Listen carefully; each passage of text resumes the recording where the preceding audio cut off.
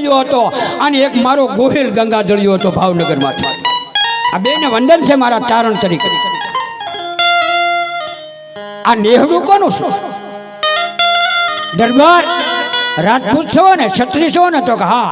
શેરામાંથી મને ખબર પડી હું ચારણની દીકરી છું. ક્ષત્રિય હોય, રાજપૂત જ હોય તો જ જય માતાજી કહી આવે. નેહડું ચારણનું છે કે જય માતાજી કેમ ન બોલ્યા? કઈ તક વાંધો કે ના વાંધો કઈ નહીં. આ એક દીકરી નથી બોલતી એનું કારણ ખાલી જોઈ રહી છે મારી સામે. તમે પ્રશ્ન પૂછો, આ દીકરી કાંઈ પૂછતી નથી, મોંઘી છે, બેરી છે, હા બોલતી નથી. રાજપૂતે કીધું કે ના દરબાર એવું નથી, એને નહીં બોલવું હોય તમારી હારે.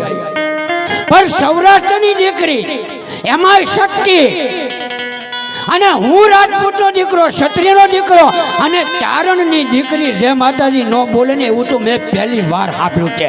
હું પાછળમાંથી આવ્યો હું છું, ગોહિલવાડ બાજુ નીકળ્યું છું. એને નહીં બોલવું, પણ નહીં બોલવું એ વાત કરીને કે પણ હું રાજપૂત છું, કાળના જડબાન પકડી રાખું એવો ક્ષત્રિય છું. કદાચ આપ ખાંગો થાય તો હાથને ટેકે એને ઊભો રાખો એવો હું ગોહિલ છું. ચારણની દીકરી ન બોલે એ મને દુઃખ થાય છે. આવું ટકોર કરી અને દેશ લૂંટાઈ ગયા, દાહ કાળી પડે, ગઢહળે દુશ્મનોના નગારા, સળગતા ગામડા ઘોર ધાડા સળે, સળહળે નાળ મોઢે અંગારા, અને વાર કરજો કે સમય કોઈ હોતો ધણી, આ પ્રજાના સૂરનો થાય ભેટો, તેથી કાળજા વેરતો હાજ જા હા ભલે કેમ બેસી રે ક્ષત્રિય બેટો. દિલ્હી શહેનશાહ જેથી આવ્યો તેથી 92,000ની ફોજની સામે બોખડાજી ગોહિલ લેજો હતો. તેજી હારી નતો. બીજી બાજુ સોમનાથની માથે જેથી ઔરંગઝેબે ચડાઈ કરી તેજી લાઠીથી હમીરજી ગોહિલ નીકળ્યો હતો. આની વખતે સોમનાથની સખા કે વેલો વળજે વીર સોમ સખતે સોમૈયા ધણી, ઈ હિલોળવા હમીર ભાલાની અણીએ ભીમાવો. હમીર ભીમ ગોહિલ, હમીર ભીમ લાઠી. ચારણની દીકરી જય માતાજી નું બોલે તો અમે મેર્યા નો મેર્યા કહેવાય. આ મોખડાજી ગોહિલ કપાઈ ગયા, અહીંયા હમીરજી ગોહિલ કપાઈ ગયા. એના જ વંશનો ક્ષત્રિય છું, ઈ જ રાજપૂત છું, ઈ જ ગોહિલ છું. અને પ્રકૃતિ બદલાની હે રાજપૂત, મારે થોડોક તને ત્રાગવો પડે, પેલા ત્રાગવો પડે પછી બોલીશું. પણ ના, હવે સૌરાષ્ટ્રીનો ખરેખરો રાજપૂત છો. મેં આજ પહેલી વાર જોયો તને. અહીંયા ઘણા ક્ષત્રિયો આવે છે અમારા નેહમાં ચા પાણી પીવા, દૂધ પીવા. આપનું નામ શું છે? કે મારું નામ છે તખ્તસિંહજી ગોહિલ ઉર્ફે આતાભાઈ. હે રાજપૂત, રોહિશાળાનું પાદર છે, ઉગતો ફોર છે. કેટલા ગામ છે તારી પાસે? કે 52 ગામ છે. કે 666 ગામ ના આપું તો હું ખોડિયાર નહીં આપા મામડિયાની. 1815 આપું તને ખેડ ઘોખાથી લઈ અને સાવરકુંડલા હિમાળા. આ ધરતીને નહોતો ધણી તેથી ઓલી નજ કરતી નખતા, ઈ વરી તને વખતા આજ પૃથ્વી પેરંભના ધણી. હે ઘોઘા પેરંભના ધણી, પૃથ્વીનો પતિ બનાવી દો તને. પૃથ્વી વરી ગઈ તને. પૃથ્વી હે 1815 તને આપું છું. ગોહિલવાડ હેઠો ઉતરી પોતાની માથે જે પાઘડી હતી આટી છોડી નાખી. રાજપૂતે પાઘડીને ગળામાં નાખી આતરવા પાઘડી જેને કહેવાય, કવિ એમ કહે છે. કેળનો થંભ ઉભો અને એને ઓશિતાની પવનની જેમ ઝપટ લાગે અને કેળનું ઝાડ જેમ ધરાશાય થાય એમ 15 વર્ષની દીકરીના પગમાં એ વખતે સર તખ્તસિંહજી ગોહિલ આમ લાંબો છો કે માં હવે હાથી તો બીજું મારે મારી તમારી પાસે મારે માગવાનું હોય. ઘોઘા પેરમ બેગથી લઈ અને ઠેઠ સાવરકુંડલાના હિમાળા લગી જે મને 1815ના તોરણ બાંધી દીધા હોય. આ ધરતીને નહોતો ધણી, આ પડી ત્યાંનો કોઈ ધણી જ નહોતો. ધરતીને નહોતો ધણી તેદી નજ કરતી નખતા, આજ વરી તને વખતા પ્રથમી પેરંભના ધણી. 1815ના તોરણ બાંધ્યા પૃથ્વીની માથે. આ ગોહિલના ભાણેજો આનંદ કરાવે ને એનોય મને એક આનંદ છે. આ પટિયાર પરિવાર આનો આનંદ છે. તોરણ બંધાયા અને એ સમયે એક સમય એવો આવ્યો મામડિયા ઘરંગ અવતારી ત્રિશુળ ધારી મગર સવારી મામારી હૈ દુઃખ ઘટાવણ દૈત્યા મારા ચારણ તારણ સરતાળી ભેળિયો ભારી આપ કપાળી પછી લલાટ ધારી લજવાળી ઈ ખોડલ ખબરાળી વીસ ભોજાળી દુઃખ ઘટાવણ દાઢાળી અને એમાં વલભીપુરના રાજા છેલ્લા દીક્યા અને ભાવનગર ગોહિલને એકવાર કજ્યો છો ધીંગાણું છું. હવે જોજો 1800 પાધર આપે આ ખોડિયાર એ ધારે અને આકલો કરે ને તો 1800 ખોડિયાર પ્રગટ થાય. એક ખોડિયાર ની 1800 પ્રગટ થાય. એની પાસે શક્તિ છે. અને શિલાદિત્ય રાજાને અને ભાવનગરને થોડીક તકલીફ થઈ અને હામ યુદ્ધમાં બે નીકળ્યા. બ્રજ ત્રંબાળા જોરાળા જૂધ હોકળે કપિંદા વાળા સડી સેજ ગાળે જાળ તાતો કરો તો કે હરી નાદ હાલિયા હુકારા કરી દેશો દીચા કર્યા હતા.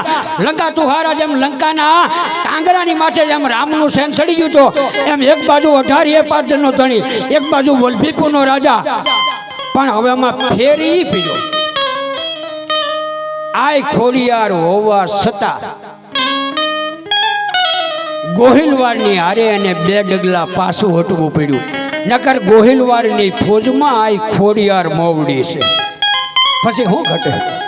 ગમે એવી સેના હોય તો જ્યાં ખોડિયાર મોવડી હોય પછી શું ઘટે? અને વલભીપુરના કવિ મામડિયા ગઢવી છે. હવે આ દીકરી છે પણ એ બાપ છે. ફોજો આવી વલભીપુરના ભાવનગરના હિમાળાની વચ્ચે ખોડિયારનો જ્યાં નેજો જોયો અને થોડોક એવું છો કે ગોહિલની આગેવાન ખોડિયાર છે, આમાં યુદ્ધ કરવું હોય તો વિચારા જેવું તો છે. શક્તિ આગળ છે. જેમ ખોડ નજીક આવી અને અહીંયા મામડીઓ ગઢી બોડી મામડીઓ ગઢવી મોવડી છે. અહીંયા ગોહિલોની હારે આ ખોડિયાર મોવડી છે. બાપ દીકરી બે છે. વિચાર્યું મામડિયા ગઢવીને દરબારે કીધું કે ખોડિયાર મોવડી છે, આપણે પોગશું નહીં તો કે જોઈશું વિચારીશું. ફોજ નજીક આવ્યા પછી મામડિયા ગઢવીએ એમ કીધું કે હવે ડગ પાછો નહીં ફરતા. આવ્યા હોત તો ડગની પાછો દેતા કે અમે ગોહિલો છે ડગ પાછો નથી. પણ અમે મૂંઝાણા એક વાતમાં, કોણ કે ભાવનગરના ગોહિલની સમજૂતી કેટલી છે. અમે મૂંઝાણા એક વાત, એક લેજો થાય એનું કારણ કે જોગો જ્યાં ઝપટું કરે ત્યાં પ્રથમી ખડકે ખડા પણ ધ્રુબા કે નાયું ધરબે ત્યાં વ્રેમન થડકે વજા. આ વજે સંઘની ફોજ છે. એ વખતે ગોહિલ વારના માણસોએ કીધું કે કવિરાજ અમે ભાવનગર ગોહિલ સહી ડગ ન પાછો દેઈ, પણ અમારી માનો બાપ મોવડી છે ત્યાં અમે મૂંઝાણા છીએ. હે અમારી માં છે આ અને એનો બાપ મોવડી છે અને લઈને ચોપના ગોળામાં સડી જાય ગઢવી. તો જેને અમે પૂંજી છીએ, જેની અમારી ઉપર કૃપા છે અને 1800 પાથરના તોરણ અમને જેને બંધાવી દીધા એના બાપને અમે મારી નાખીએ તો અમને ગોહિલને કલંક લાગે. એટલે અમે સમજી વિચારી અને મોવડી મામડિયા ગઢવી છે ને એને ગોળી મારા ફોજની ન લાગે એટલે અમે અમારું સેન લઈને ભાવનગર વ્યા જઈએ છીએ. શું કામ? માના બાપને ન મરાય. આપણા દાદાને આપણે મારી નાખીએ, આપણા માના બાપુને ન મરાય. આવી એક ઘટના આ ગોહિલવાડની ઢીંગી ધરા માથે બની છે. મારો કહેવાનો અર્થ નામ રહનતા ઠાકરા નાના નહીં રહન કિરત હુંડા કોટડા પાયડા નહીં પડા. નગર ભાવનગર છે અવારમાં ગાહડી બાંધી દી એનો મારી પાસે અનેક પુરાવા છે. જ્યારે બરવાળામાં ખેલાશા વાણીઓ જ્યારે ફાટ્યો પણ હાથ બાક મારી બોલવા ખેલાશાની બરવાળામાં આજે ચારે બાજુના રજવાડાની જમીન મળ્યો જ્યારે ખેલાશા બરવાળા દબાવવા વાણીઓ હોવા છતાં કવડી મોટી ફાટ કહેવાય. બરવાળા ખેલાશાનું કહેવાય. હજી ખેલાશા બરવાળા બોલે અને એમાં ગઢવી હિમાલયમાંથી નીકળી બરવાળા સરસા સાંભળી. ખેલાશા સરસા નતો કરતો, એના માણસો એના નામદારો એના કામદારો સરસા કરતા હતા કે હવે આપણી પાસે એક હિમાળો દબાવવાનો બાકી રહ્યો તો કે કયો? તો કે ભાવનગરનો. ખેલાશાની વાત કરો, સડાવી ભાવનગર માથે ફોજ. વિચાર કરો વાણિયા પાસે ફોજ કવડી છે એ તો વિચાર કરજો નહીં રહે.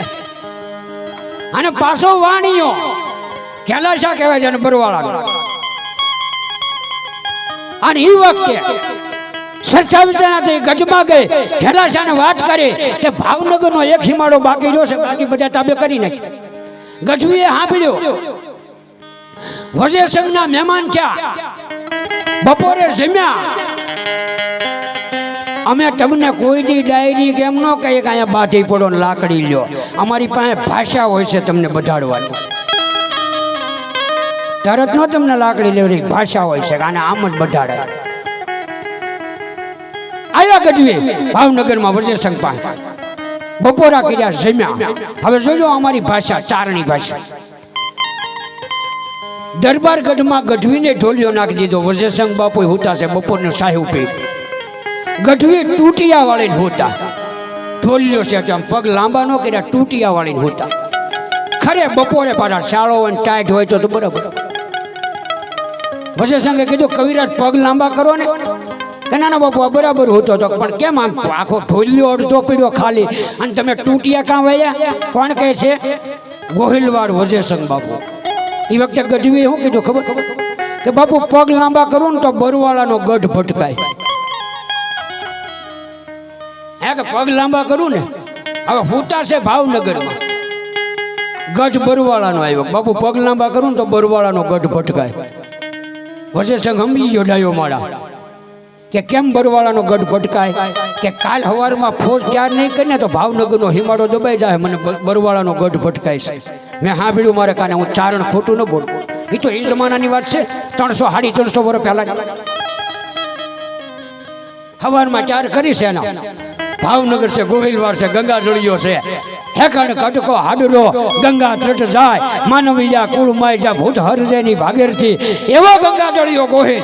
અને હવારમાં ભગવાન સૂર્યની વંદના કરી, હામા ભળ આફળે ભાગે કેતારા ભ્રમ, અમારી ત્રણ વેળા કસબ ધણી સૂરજ રાખજે સરામ, ઉગવું હશો તારે કોઈ દી ઉજાનું વાળો નહીં, એમાં સળું પડે શું કમણે કસબર આવું. ભગવાન ભાસ્કરની વંદના કરી, આ ખોડિયારને પગે લાગી, માં ચામુંડાની યાદ કરી અને 1000ની ફોજ ચાર કરી ભાવનગર માથે, વજોડી બરવાળા માથે.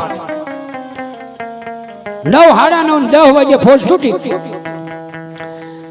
11:30 પોણા 12 વાગ્યા ઈ ખેલાસા વાણિયાને પકડીને બાંધી દીધો અને બરવાળાના ગઢને ભાવનગરની ફોજે તોડી નાખ્યો.